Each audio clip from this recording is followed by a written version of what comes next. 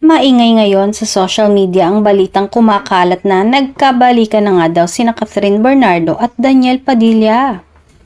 Ito ay matapos mag-post ng isang sikat na influencer sa kanyang social media account ng tungkol sa pagbabalikan ng Katniel.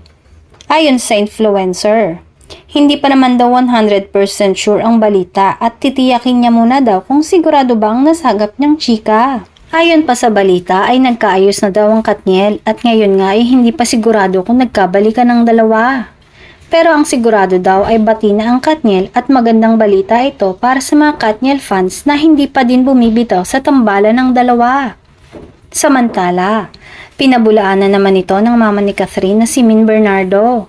Say niya, huwag masyadong magpapaniwala kaagad sa mga fake news na lumalabas. Komento naman ng mga fan. Una ay napapabalitang tumigil na daw sa panliligaw si Alden Richards kay Catherine. Ngayon naman ay ang kumakalat na nagkabalikan na daw ang Katniel.